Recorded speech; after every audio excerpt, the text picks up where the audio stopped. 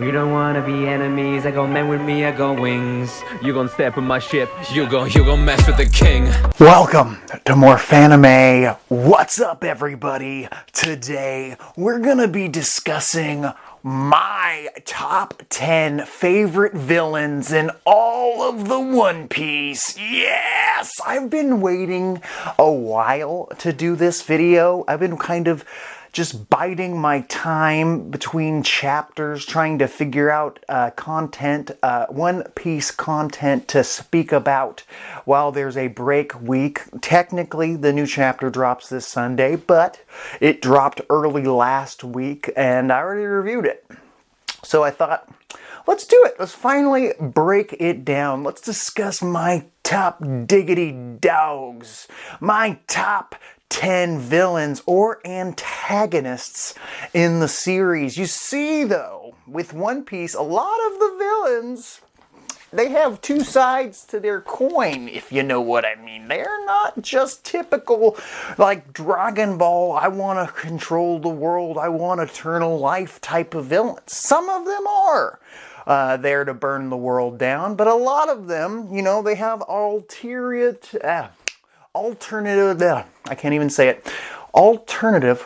motives. There we go, I got it, baby.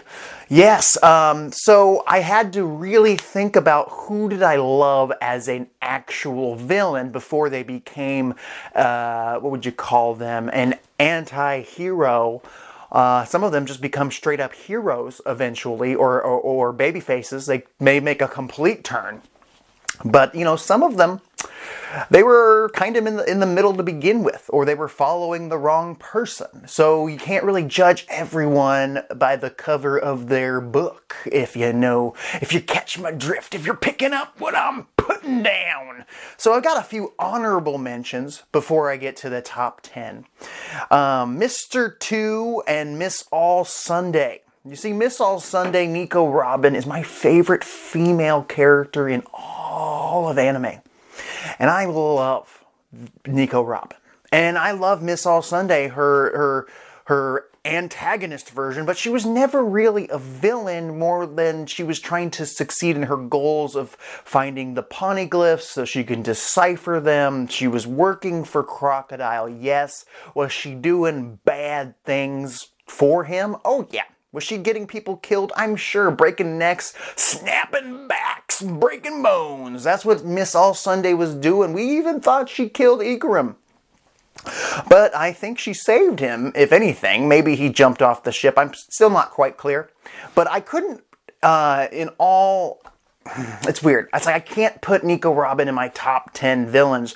Whereas in like a Dragon Ball top 10 villains, I could probably put Vegeta in there because he was a legitimate villain when he first debuted. Even though he worked for Frieza, he was a terrible guy. And Miss All Sunday, Nico Robin, was a tortured soul. And she just was going down a path to, you know, like I said, to solve her goals. But I cannot put her on my top 10 antagonists in all of One Piece. No, but I wanted to mention her because I do love me some Miss All Sunday, baby. And then Mr. 2, Bone Clay. Yes, he was a villain of an arc, and he had a great arc, and he's still alive in Impel Down, if you didn't know. And I'm still waiting for his grand return, but the truth of the matter is, I did love his fight with Sanji at Alabasta, but I truly didn't fall in love with his character until he made the turn into a babyface, into a good guy, into I wouldn't even say an anti-hero or anything like that. He is truly a good fella, a friend to the Straw Hats, a potential member of the Straw Hats if you ask this guy. So I couldn't at all put him in my top 10 villains of all time. No siree babo. And finally, Yanji, Sanji's brother. My favorite member of Germa 66, unless you count Sanji, obviously. He's not a member of Germa 66, though. He was kicked out as a child. But Yanji, I thought Yanji was dope. I love his voice actor. I like his gimmick. I like that he's a little bratty boy. The green one, if you're wondering. Yeah, he's my favorite of the three brothers. I love that he's voiced by the same guy who voices Bakugo in My Hero Academia. Makes me happy. Makes me stoked when he's yelling and screaming and whatnot. I didn't think I'd ever like any of his brothers. But out of them, I'd pick Yanji. Just thought I'd bring that up here. No real particulars. Green isn't even my favorite color, but he's the one that stuck out to this guy out of the three brothers, including the sister. I'll even say I like Yanji more. Oh yeah, and there's one more. Mr. One Das Bones. Love this dude. Not in my top 10, but this close. He was this close to being number 10. Mr. One Das Bones. This guy, he kicks ass. He's got one of the coolest devil fruits. His entire body is a blade. He doesn't have a front or a back. And he is the guy that pushed Zoro to his absolute limits at Alabasta. Arguably the greatest Zoro fight in the series. Yeah. Please comment down below. Let me know your favorite Zoro fight, because mine is him versus Das Bones. Mr. One. Yes, it is. Because it was fantastic. It was lengthy. It was, it pushed Zoro to have the, to sense hockey before we knew what hockey even was. Before, I don't even know if Oda knew what hockey was at the time when he was writing Zoro's little, like, moment where he could, like, cut rock, but then not cut fucking leaves and shit. It was awesome.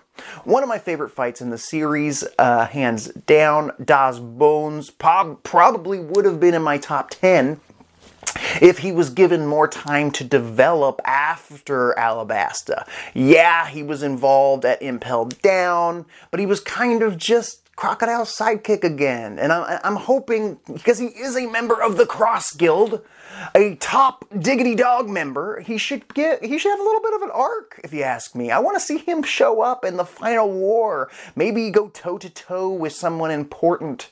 Maybe him and Brook fight. A swordsman again. Another swordsman battle. And then maybe give Das Bones the win, but Brook can survive because he's like an undead soul man.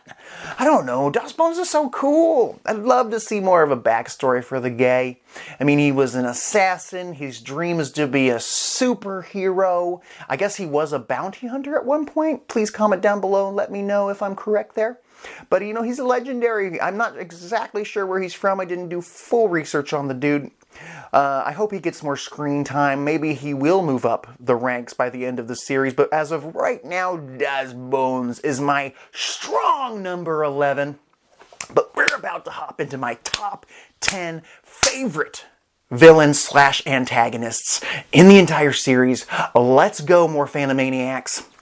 Number 10 is the only movie character in this list, and that's Shiki the Lion. Yeah, baby, from Strong World. The first One Piece movie I ever saw in theaters. I think it was the first one in general that I got an opportunity to actually see, and I love that movie so much. It's one of my favorite movies that I watch on the regular, and Shiki is just so charismatic of a villain. He has connections to Whitebeard. He has connections to Big Mom, the Rocks Pirates. He is a legend in the making. He is technically a canon character in a non-canon movie.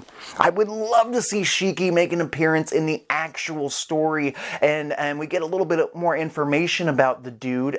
I guess the only big glaring issue with him in the movie was he was beaten by a pre-time skip Luffy. But to be fair, it was awesome. I mean, their battle, the Straw Hats versus Shiki mid-movie, so good. Fucking perfect. Where Shiki gets the win and like ties them all up using his float fruit ability. I mean, you gotta assume Shiki's devil fruit is awakened. You gotta assume he's just an absolute G. He escaped Impel Down by cutting off his legs. And then he used his swords, because he's a swordsman, and used them and attached them to his nubs of his legs. And now those are his peg legs, essentially. eventually, but it doesn't really matter because he's got the float fruit and he can just float around.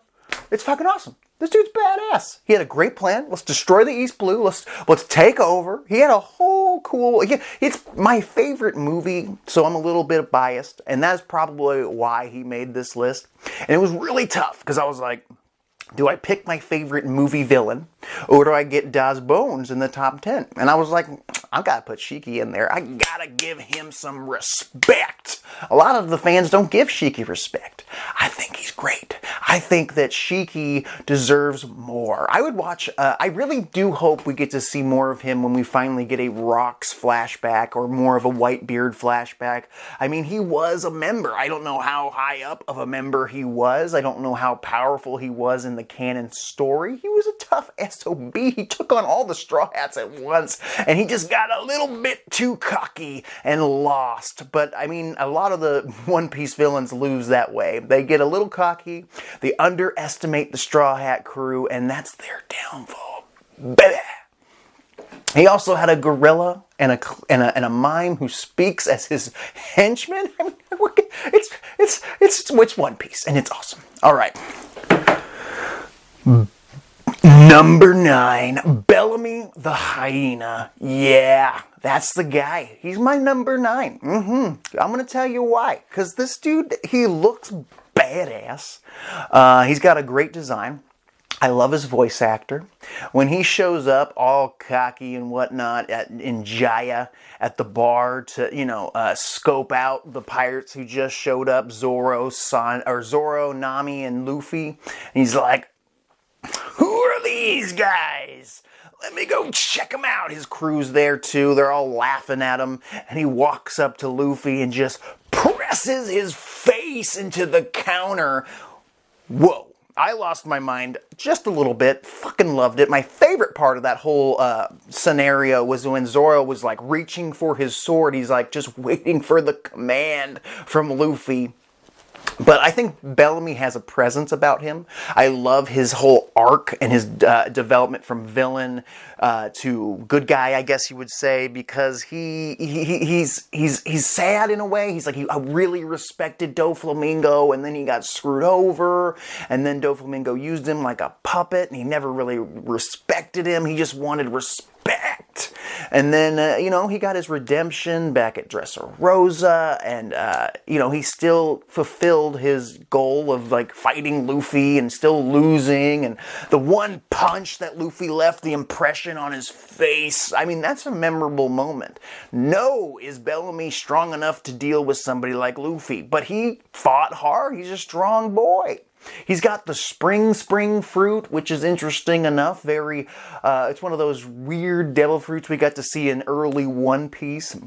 He's one of those characters I never thought we'd see again after he got knocked out, and then it looked like Doflamingo axed him, but it seems like he was given one more shot in that tournament and whatnot, and he really did develop. He got bigger, he got buffer, he got badder. And I don't know why, but he's in my top 10. He's numero 90. Number 8 is the only female on this list. And, there should be more female villains in One Piece, and there are. They just don't get a lot of screen time. But number 8 is Perona. Oh yeah, Perona the Ghost Princess. This lady rules my world. She is so cool. I love her design. I love her ability. The negative fruit gimmick. Her fight with Usopp is hands down one of Usopp's best fights. One of the best battles in One Piece, especially pre-time skip. So much fun. Especially coming off the heels of Water 7, where Usopp fought Luffy in a great duel. I would say it's just number 2 behind that for Usopp. I love that whole gimmick where Usopp was so negative that her negative fruit wouldn't work on him. I love that she ends up helping Zoro on God, what's his name? Mihawk's little, goth island, and, recuperating him and becoming friends with Zoro and Mihawk. And then she also cares so much about Gecko Moria, and she's gonna go save him from Blackbeard, which is really cool as well. I know I'm saying cool a lot because it is cool. One Piece is badass. And characters like Perona, who could have ended up being a one-note villain, a annoying villain in some aspects, turns out to be a absolute sweetheart and also a great antagonist. She was deadly. She could have easily taken down the likes of Zoro. If Zoro had, I don't know, hockey, he might have been able to break through the negative vibes that he was feeling from the negative ghost. But at the time, he was lower than dog food on his knees. Perona had him, beaten, essentially. Luckily, Zoro had Usopp in tow, ready to battle it out with her. I love it. I do. Especially an intergender battle, because Oda could have easily just been like, okay, well, Perona, you're going to fight Nami or Nico Robin, because the girls are going to fight the girls. That is not what happened. No! Perona fought Usopp in a great duel, and then that wasn't the end. She loses through fear, and then she tries to escape, and Kuma shows up and just sends her flying, baby. And then from there, there's still so much more for her to do. Her story's not over yet. She just made her grand return in the manga, rescuing Gecko Moria with help from Kobe. My prediction? Her and Gecko Moria, they're going to join. They're going to join an Emperor's crew. Can you guess which one? Comment down below. Yeah, I think they're going to join the Cross Guild. The Cross Guild is already full of former warlords. Why not add another? She already has connections with her quote-unquote father-like figure, Gecko Moria, and then her new father-like figure, Mihawk, who's a big member, top diggity dog in the One Piece world and in the Cross Guild to get her an in. He'll probably vouch for her because he does seem to care for her just a little bit. I think Gecko Moria is kind of the most unlikable of the two, but maybe she'll be able to bring him, and then maybe they'll grab Dr. Hogsback, who's a great doctor, just a terrible person. So maybe they bring him in. You have a zombie army. See, Crocodile was just talking about how the Cross Guild needs an army. They need power, and the power comes from the zombies. See, that's what Perona's meant to do. She's gonna bring Gecko Moria to the Cross Guild, giving them an entire army. And I don't think that's the end. And I think that is exactly what Perona should be doing. Personally, I hope that she ends up with Zoro at the end of the story. I'm not a big shipper, but I think that's my ship. I'm sticking to it. There's a lot of girls that are fiending after Zoro, but it has to be Perona. It has to be the girl that saw him off at Sabaody after the time skip. That's the girl that should end up with Zoro at the very end of the story. Great villain, great hero. Can't wait to see what she does next. Number 7, Buggy the Clown. Buggy D Clown, whatever you want to call him. This guy has been in the story for so long. One of the first villains. I believe he was number 3. Let me think. You got Alvida, you got Axe Hand Morgan, and then you got Buggy. I'm pretty sure he was the 3rd villain. And now he's a fucking emperor. He failed upwards, people. Buggy kicks ass constantly by getting his ass kicked, but he has followers. He somehow, with his personality, with his charismatic attitude, with his motivation, his inspiration, he's built an army that follows his every word. It's the only thing keeping Crocodile and Mihawk, who now essentially are his followers, according to the media, who are his pirate wings, just like Zoro and Sanji are to Luffy. These two top dogs, two guys that could probably equal in strength to Sanji and Zoro, are now working for Buggy the Clown, a dude that hasn't been shown to even use haki. This guy is the weakest physically of the emperors, but he easily could be the king of the pirates by the end of the story, and I wouldn't question it.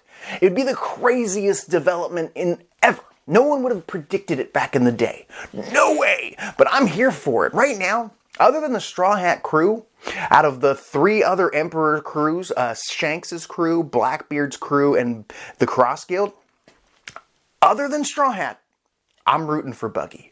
Buggy's my number 2, and I would not be against him winning. The underdog. I'm always here for an underdog story. As you can see from my list, I don't have powerhouses. No, I've never been a big powerhouse of a villain or character favorite type of person. I want a character who has got some, rough edges. And Buggy, he's got some rough edges. He has a really cool devil fruit ability. The chop fruit. Love it. If I was going to have a devil fruit ability, that would be one of my top 10 that I would choose from. I should do a top 10 on my favorite devil fruits. That's in it, for sure. Imagine if you could just take your hand, float it into the kitchen, grab yourself a beer, and float it back. That shit would be so useful. And then you could never be cut. Whoa, as a chef, that would be amazing. Actually cut my finger. Oh, sorry, let me just stick that back on there. No, Buggy rules. In this last chapter, he actually moved up a rank. He was behind Perona, but the minute he stood up to Mihawk and Crocodile, I was like, whoa. Buggy's a G. Buggy's a badass. He could have been murdered on the spot, but he knows he's got a little bit of power. His power lies in the people who follow him. His army that he knows, maybe he knows, would not follow somebody like Crocodile or Mihawk. They would fight to the death for Buggy, and that is Buggy's biggest power. It's something that Luffy does. People follow Luffy because of something you can't even put your finger on, but Buggy has the it factor, and I love it about him. I do, and that's why he's my number 7. Let's move on, though. Number 6, Doflamingo. Yeah, Doflamingo, you can't deny it. One of the most wicked, ruthless villains in the entire series. Pretty much pure evil. This dude, he rocks. He's cool. He's not my top 5, but he's right there on the brink. He's right there on the edge, about to break through. It depends on what he does next. He's in Impel Down right now. Prediction is maybe he gets broken out by Vergo, if he's still alive. He was all chopped up and blown up, but he had really strong armament hockey, so he could be still alive. Please write that down. I predicted it. Vergo could break out the Doflamingo family from Impel Down. I could see that happening with his connections to the Marines. Yeah, very possible. They still don't know that he's a secret agent. The other thing that I see a lot of YouTubers talking about is possibly Cross Guild breaks in to Impel Down and breaks out all the prisoners willing to work for them. And Doflamingo becomes one of the members of the Cross Guild, a top dog, obviously. He's a former warlord. He deserves it. He should be amongst the leaders. The only problem with that is I don't see Doflamingo a person who sees himself as a god, since he was a former celestial dragon, which is such a cool story development, following somebody like Buggy. Crocodile and Mihawk are doing it out of necessity. But I feel like Doflamingo is so sadistic. He's such an ass. At least there's like a good side, I'd say, to Crocodile. There's a good side to Mihawk if you look deep enough. But to Doflamingo, he's been a piece of shit since childhood. He killed his brother. I mean, would they really work with him? He's a loose cannon. Maybe Senior Pink? But Senior Pink's loyal to Doflamingo. Doflamingo has a major role to play going forward, and he could move up to my top 5 by the end of the series. But as of right now, he's my number 6. Comment down below. Let me know where Doflamingo falls for you. I know a lot of One Piece fans that love the dude, that thinks he's number 1. But he's just so evil. He's so evil, it's hard for my mind to go, yeah, top 5 for sure, bro. Not today.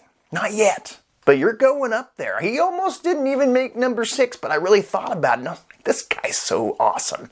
I mean, if it wasn't for the really great backstory involving Doflamingo, I don't think Law would be as cool as he was without having such a great villain. It takes a great villain to create a great hero, and that's what Doflamingo did for Law.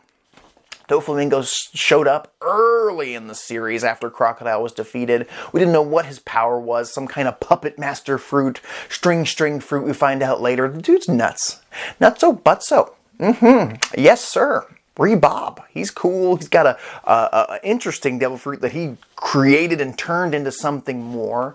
He's, like I said, a former celestial dragon, which is so cool. And I know it's going to be such a big development when they involve the celestial dragons in the final war. I'm just wondering when they're going to cut to him, baby.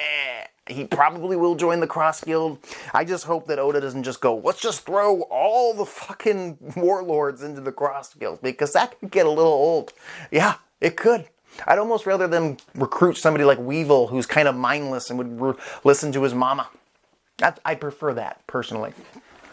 Number 5, Rob Lucci. Yeah. My favorite arc in the entire series still is Water 7, baby. And Rob Lucci was the number 1 villain of that arc for a reason. This dude is ruthless. He's pretty much pure evil, I would say. He loves killing, and I think it does involve his murderous devil fruit. He did do a couple good things during the cover story, which is still a little blurred. He was a little higher at one point. At one point, he was in my top 3-ish. Close. But recent events at Egghead Island have kind of notched him down. I'm actually not a big fan of his Awakened Devil Fruit transformation. I prefer his more buffed out regular zone transformation, but I still love the guy. I love his design. I love his fight with Luffy. I love the CP9. I love the fact that he rocks it out with the Celestial Dragons. He still commits to that. I just wish there was more to it. I thought maybe he was secretly trying to take them all down for betraying them at the end, but I'm still not sure.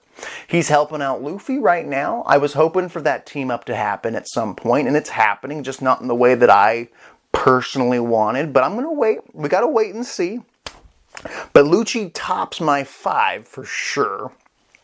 I want to see Lucci do more cool things. It's sad that his battle with Gear 5 Luffy was so short-lived, but he was able to hold his own. He didn't die. He didn't get knocked the F out. I think that his power level, if you want to call it that, has gone way up since Water 7, but all of his stuff from Water 7 through any lobby was fantastic. And even Spandam there as his buddy. You know what? Spandam is also a great villain. He probably should have been on this list, or at least a hot mention, and I'm bringing it up right here in my top 5. Spandam, a guy I absolutely hated, was a really good villain, and I think he increased somebody like Lucci because he was just so dickish. Whereas Lucci was just a badass warrior going at it, ready to kill anybody that gets in his path. The leopard fruit zone is probably my favorite zone in the series so far. So yeah, Rob Lucci, number 5, believe it or not. I like Kaku as well, but he's kind of a good guy in a way. You know, he's a bad guy, but he's so sweet. Number 4. Marshall D. Teach Blackbeard. Number 4. I love Blackbeard, I do. I've loved him since the beginning, since he debuted, and he had a little conversation with Luffy about drinks and pie, and cherry pie, and all that stuff, and how a man's dream never dies. Love the dude. He's a strategist like Shikamaru from Naruto. He's a powerhouse in some aspects, but also just an ultimate opportunist. The way he took down Whitebeard while he waited for the war to happen. He waited for his moment to strike. His plan to infiltrate Impel Down worked out, even though it was wild as hell. His plan to become a fucking warlord to really infiltrate Impel Down. Luckily, Luffy's, path kind of crossed and it worked out for him. He's a fucking emperor now. He's been ruling part of the Grand Line. He just beat Trafalgar Law, one of the top diggity baby faces in the entire series. What's next for Blackbeard? I don't know. And there's still so much to be heard. You know, there's so much mystery surrounding the guy. Once we get a huge backstory for him, it really will tell if he becomes my number 3 or number 2 or number 1 even. There was a time when his character was creeping up there, but he has been kind of MIA for a long time, and then just now is making some major appearances. But yeah, Blackbeard's number 4. Number 3 is the only Marine on this list, Kzaru. Kzaru, I love his design. The yellow, my favorite color. Everything about Kzaru. His debut in Sabaody, taking on the worst generation like an absolute badass. He's not like Aokiji, who has this secret soft side. Kzaru's he's a ruthless motherfucker. He believes in justice, but he also believes in causing pain. He's a slow boy in some aspects, but a fast boy with his ability to light fruit, the glint fruit, whatever you want to call it. This guy's awesome. If I was going to have a zone devil fruit, that'd be the one you'd want. He'd be speedy as all heck.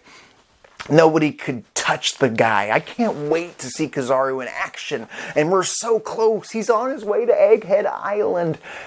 He's always making appearances in the movies, in Film Red, in Film Z. You know, he keeps popping up.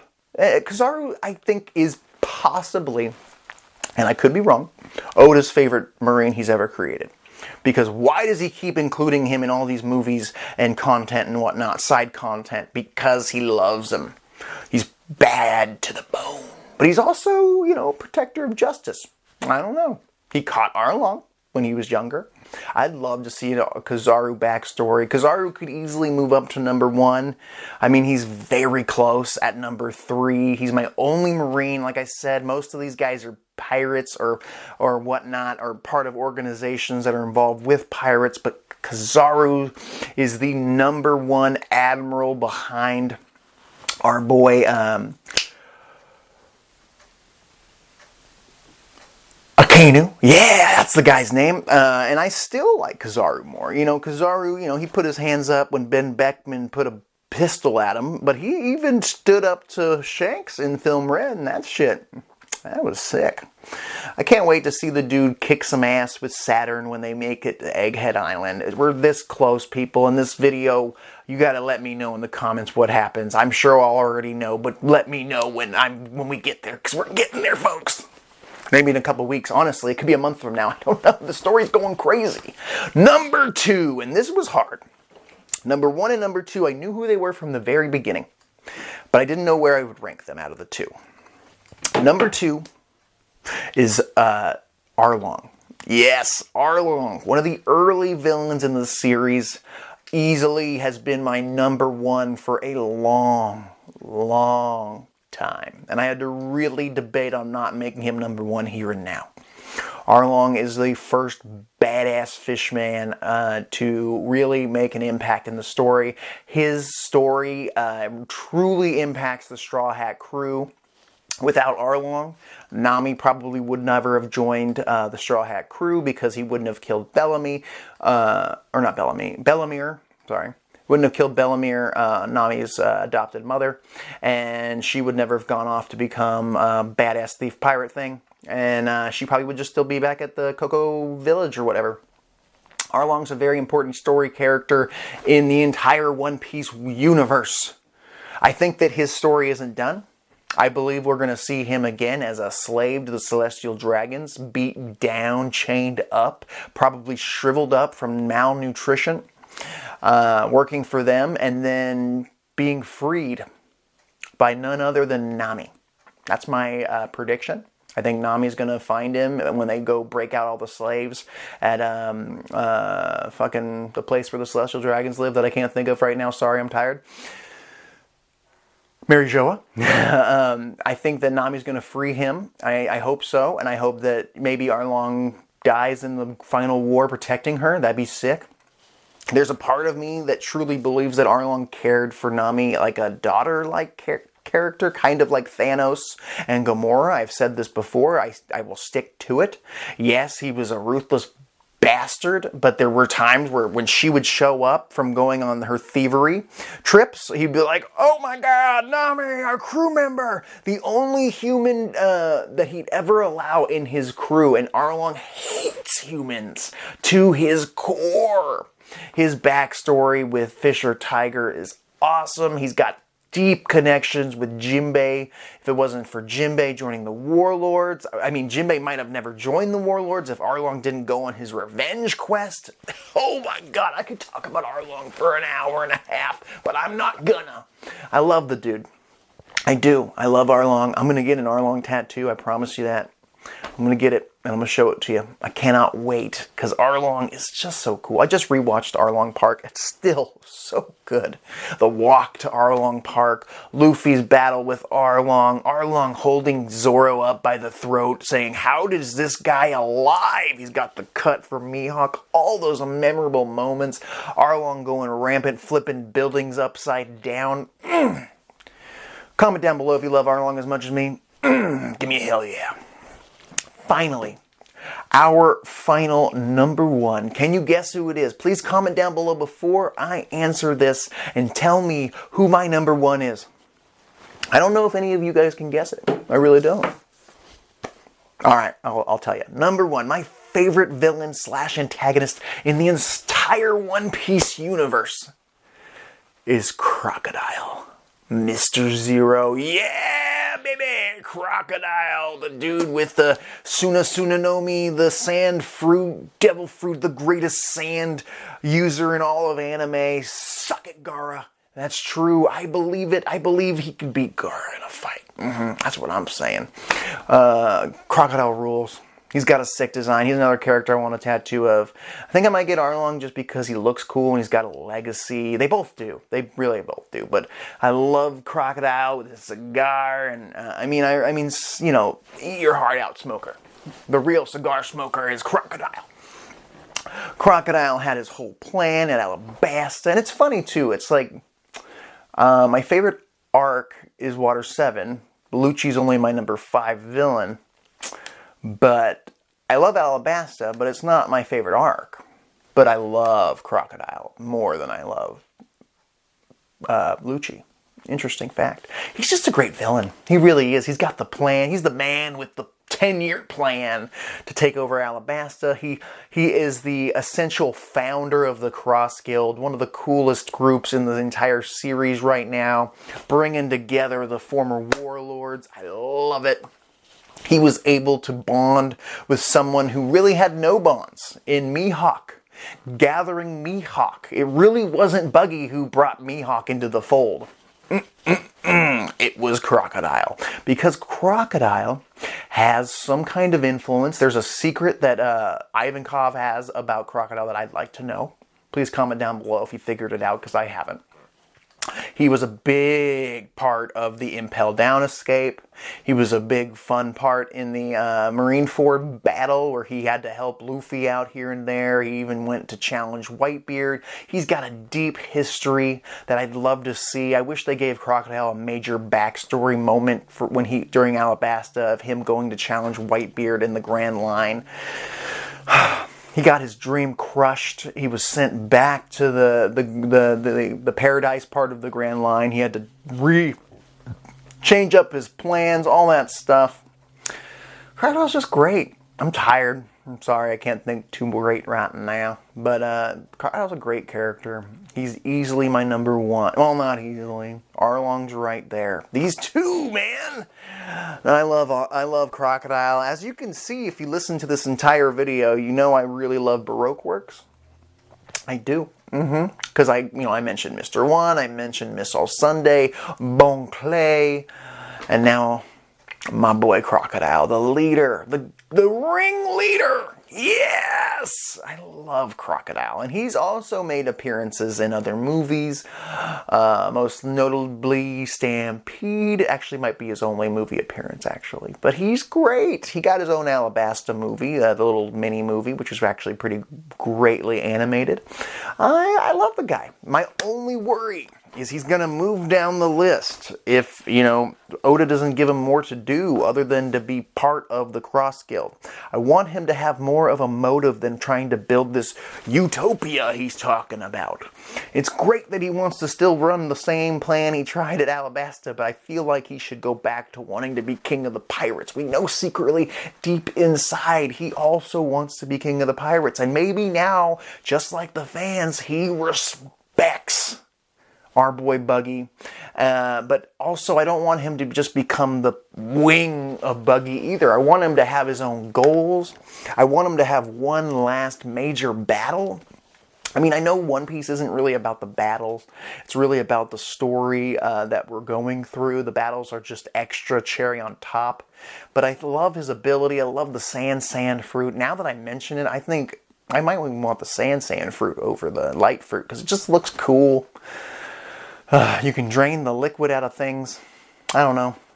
I just love Crocodile. Numero uno, baby. Who's your favorite villain in all of One Piece? Crocodile's mine. Still a villain. Not sure if you'd call him an anti-hero. He's helped Luffy, like mentioned. But he's still got some villainous ways about him. He beats the crap out of Buggy. What's his big plan going forward? We still don't know. Does he have a secret that we don't know? Yes, he does. And I want to find that out one day. This is just my list up to this point, up to chapter 1081, I believe. But it could be updated down the line. What'd you think? Out of my list, who's your favorite? Yes, I didn't mention any... Well, actually, I did have an emperor on my list. What am I thinking? It's Buggy, the greatest emperor in all of One Piece behind Luffy. Please don't forget to comment down below. Let me know your thoughts. And don't forget to subscribe and share. I'll talk to you later.